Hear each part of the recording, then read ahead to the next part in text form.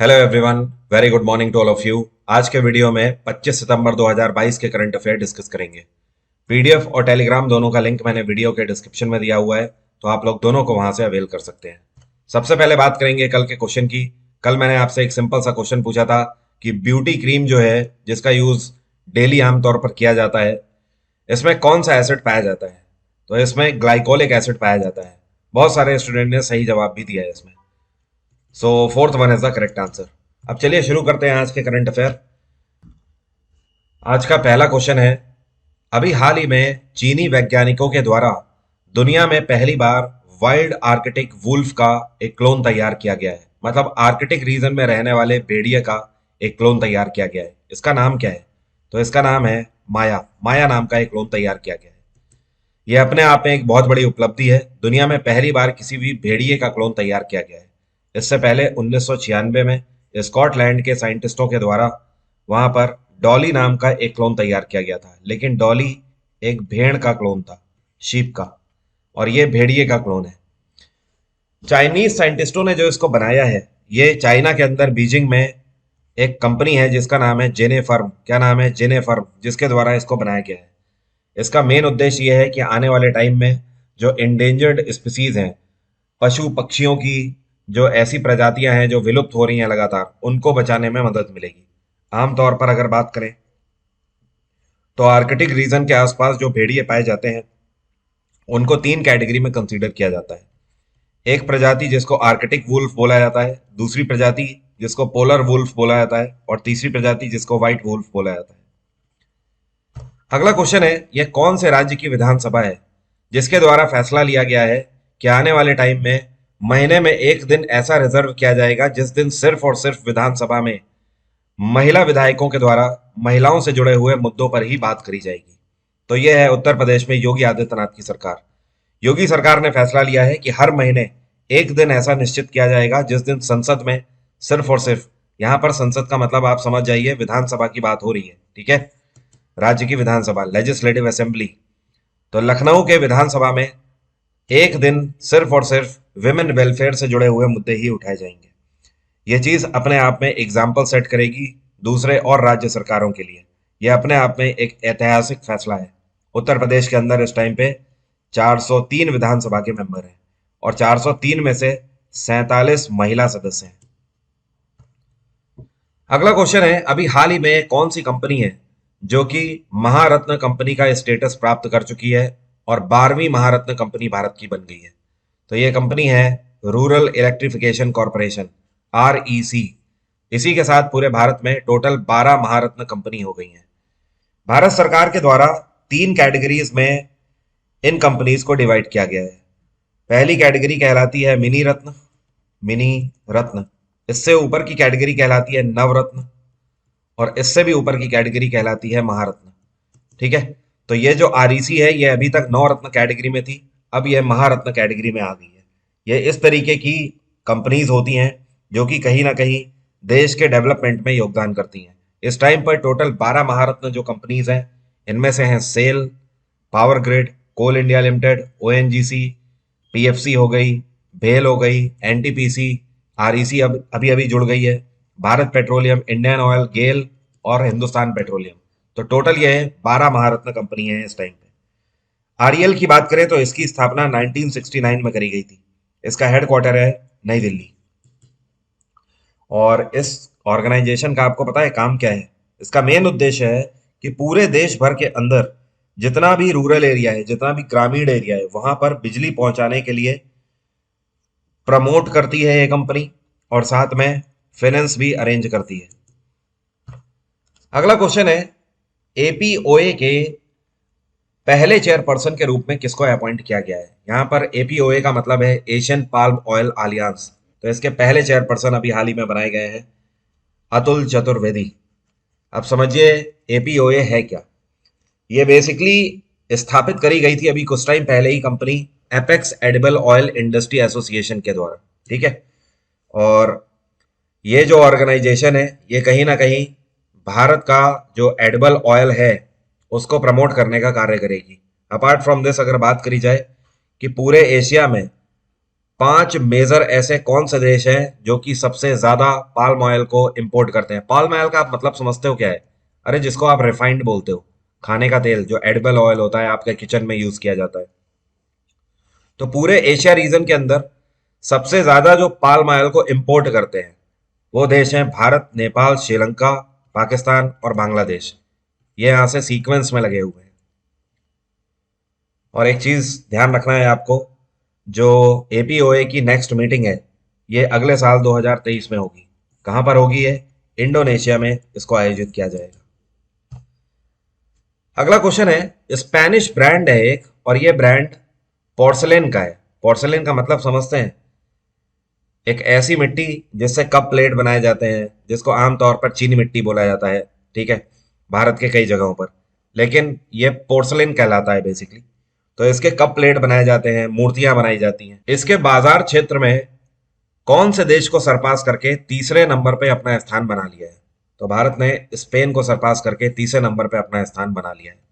Number 1 पे सबसे बड़ा बाजार इन चीजों का जापान है, नंबर 1 पे। नंबर 2 पे सबसे बड़ा बाजार इन चीजों का यूएसए में है, अमेरिका में। और तीसरे नंबर पे अब भारत आ गया है। चौथे नंबर पे स्पेन हो गया है। अगला क्वेश्चन है, भारत के द्वारा पहला प्लांट बेस्ड मीट अभी हाल ही में कौन से देश को भेजा गया है? तो पहली बार प्लांट बेस्ड मीट, इसकी खास बात यह है कि पूरे तरीके से वीगन है।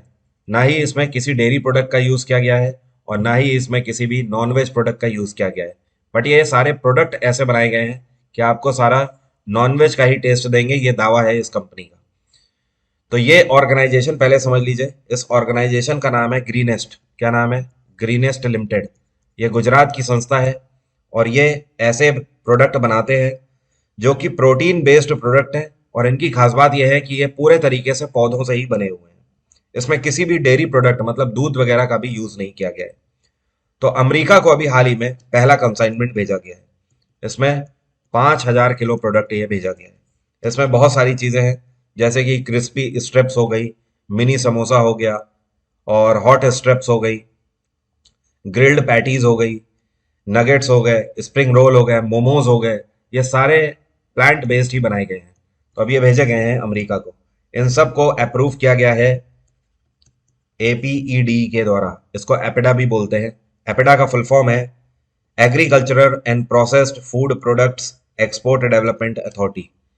जब कोई भी ऐसा प्रोडक्ट जो कि एक्सपोर्ट के सभी मानकों पर खरा उतरता है तो एपिडा के द्वारा उसको अप्रूवल दिया जाता है। एपिडा की स्थापना 1986 में करी गई थी। इसका हेडक्वार्टर है नई दिल्ली। अमेरिका में इस टाइम पे जे बाइडेन की सरकार है।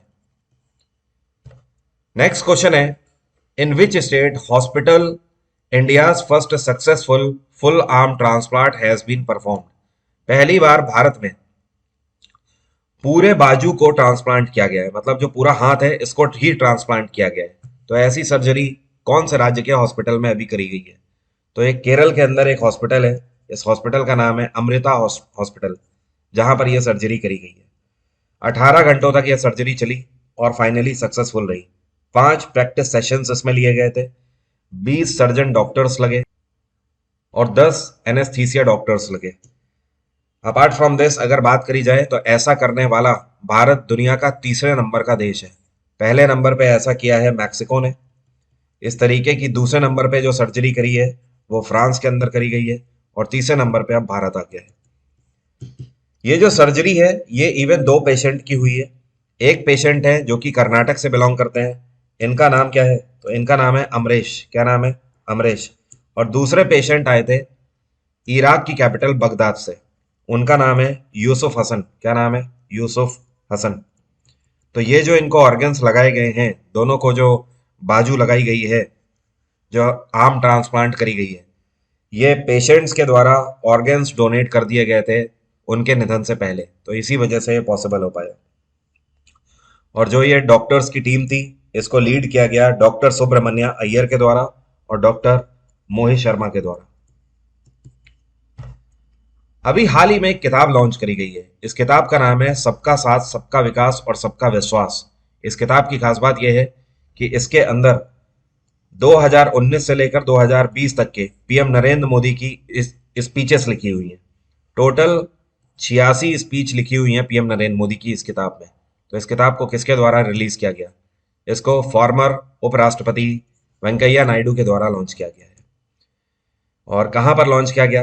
तो दिल्ली के अंदर आकाशवाणी भवन से इसको लॉन्च किया गया है। इस किताब की खास बात यह है कि ये अंग्रेजी और हिंदी दोनों भाषाओं में प्रकाशित करी गई है। अगला क्वेश्चन है, जम्मू कश्मीर सरकार के द्वारा फैसला लिया गया कि ये कौन से जेएनके के राजा की बर्थ एनिवर्सरी को अब से पब्लिक हॉलीडे मनाएंगे? तो जम्मू कश्मीर के अंदर इस टाइम पे गवर्नर जनरल है मनोज सिन्हा, और इनके द्वारा फैसला लिया गया है कि अब से जम्मू कश्मीर में राजा हरि सिंह जो थे, इनकी जो बर्थ एनिवर्सरी होती है उस दिन को पब्लिक हॉलीडे के रूप में मनाया जाएगा। इनका जन्म 23 सितंबर को हुआ था और ईयर था 1895। तो इस वजह से हर साल अब जम्मू कश्मीर के अंदर 23 सितंबर को पब्लिक हॉलीडे होगा। जितने भी सरकारी संस्थान हैं वो बंद रहेंगे। आपको पता है महाराजा हरि सिंह जम्मू कश्मीर के आखिरी शासक थे, क्योंकि उसके बाद मोनार्क सिस्टम खत्म हो गया और कॉन्स्टिट्यूशनल सिस्टम अप्लाई हो गया था। इनका जो कार्यकाल था ये 1925 से शुरू हुआ था और 1952 तक इन्होंने अपना कार्यकाल संभाला है। उसके बाद जम्मू कश्मीर पूरे तरीके से भारत का अभिन्न अंग बन गया, और उससे पहले ये एक तरीके से अगर देखा जाए तो प्रिंसली स्टेट हुआ करता था। बट अब प्रिंसली स्टेट्स का प्रावधान खत्म हो गया है हमारे कॉन्स्टिट्यूशन के तहत, और जितने भी स्टेट और यूटीज हैं सारे कॉन्स्टिट्यूशनल हैं।